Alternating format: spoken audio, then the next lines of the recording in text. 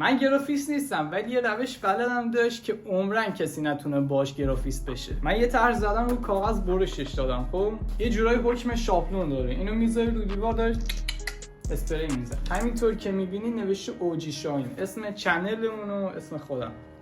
یه طرح دیگه دارم گاد. حالا شطرنجیش میکنم بهتون نشون نمیدم. آخر ویدیو میبینین کیه. حاضرین بریم رو دیوار بزنیمش؟ Let's go.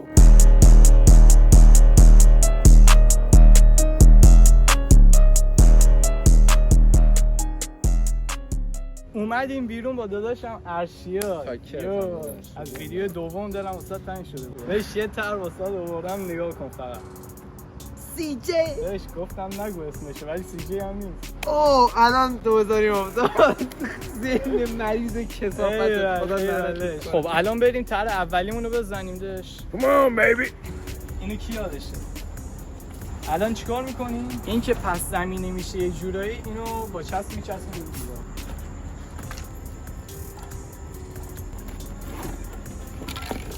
چه رنگیه؟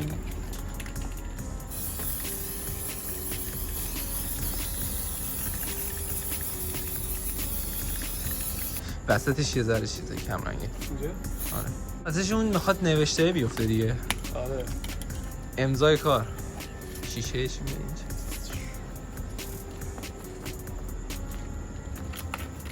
خوب در من تمیز دارم. قشنگ بود قشنگ. اینو قرمز بخوای بزنی یا سبز؟ شاهین ده شاهین قرمز. یه صاف کس. یا اوه این چه بپا. من اینو با جون دل درست کردم. یه لکه رنگ داری داداشم. آنباکسینگ داش. شدم با میذاشتی خوش شه. واه. واه.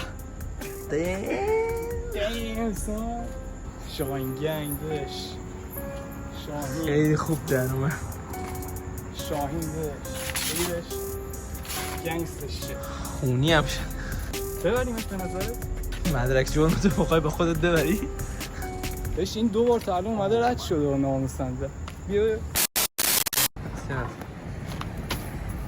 خب اینم خدمتی که ما به طبیعت کردیم تنها کمکی بود که ازمون برمی اومد. خوب بود معرکه. اگه خوشتون اومد لایک کنین حتما. اینجا نگاه چقدر تمیز دادش. حیف نیست این دیوارا اینقدر آره بی‌هنر. این ما نمیخوایم کیشو خراب کنیم. اوکی میخوایم قشنگش کنیم. اینا چون که کاشیه نمیتونن تمیزش کنن رو اینا نمیزنیم. بچه‌ها گرافیتی دیگه حواسشون باشه. یه باید فرهنگ داشته باشیم. اعتراض رو اینا میخوایم بکنیم بعد درست اعتراض کنیم. اوکی نه اینکه بیایم اینا رو خراب کنیم. لوکیشن عوض کردیم داش اومدیم جایی که من واسه اولین بار گرافیتی کار کردم. اون اسکلتو اون جیمه. جیمو میخواستم بنویسم جیمی هاپکینز کاراکتر اول بولیه بازی بولی مال 8 سال پیشه 9 سال پیش هست. حالا اون طرحمون چیه؟ بیا اگه نشناختیمش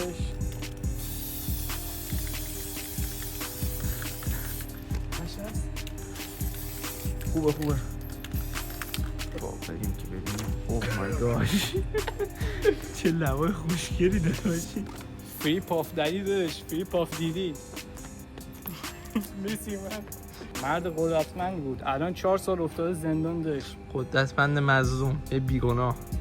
لایک و کامنت و سابسکرایب یادتون نره داشت. خیلی به من حمایت میکنه. اگه سابسکرایب میکنی داشت کامنت نمیذاری من تو رو نمیشناسم دیگه با هم ارتباط نمیگیریم دیگه. میدونی چی میگم؟